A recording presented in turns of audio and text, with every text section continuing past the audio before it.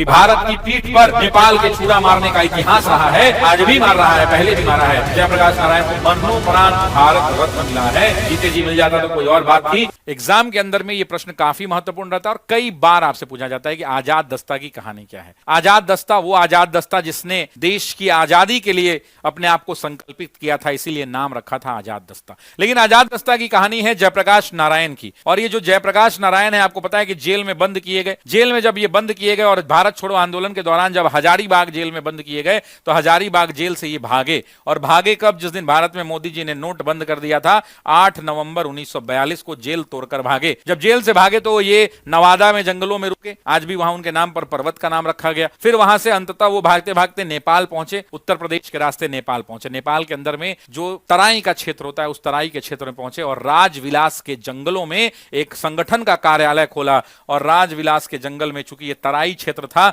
यहां पर एक संगठन खोला और नाम दिया आजाद दस्ता। इन्होंने कहा कि हमारा अंतिम लक्ष्य देश की आजादी है और आजादी के लिए हम क्या इस्तेमाल करेंगे? तो गुरिल्ला पद्धति का इस्तेमाल करेंगे। और इन्होंने अपने साथ युवाओं को जोड़ा, एक 15 सदस्यीय टीम बनाई और उस टीम का नाम दिया आजाद दस्ता। भारत के कई इलाकों में इनके कार्यालय भी धीरे धीरे खोले जाएंगे। और इन्होंने युवा क्रांतिकारियों को मोटिवेट किया, उनको प्रशिक्षण दिया। और इनका मेन एम था कि अंग्रेजों की हर काम में बाधा पहुंचाना, टेलीफोन की तारें काट देना, बिजली की तारें काट देना, पोस्ट ऑफिस को आग लगा देना, सड़कों पर गड्ढे खोद देना ताकि पुलिस की जीप अगर पीछा करते आए तो जीप उस गड्ढा को पार ही नहीं कर पाए, पुलिस को वहां रुकना पड़ जाए। तो ये बम से उड़ा देना, ये सारी कामें क्या हैं? ये तोड़फोड़ की काम को किसने अंजाम दिया? तो आजाद दस्ते ने अंजाम दिया। लेकिन अपने पीठ पर हर बार नेपाल ने छुरा मारा है। मैं कह रहा हूं कि भारत की पीठ पर नेपाल के छुरा मारने का इतिहास रहा है, आज भी मार रहा है, पहले भी मारा है।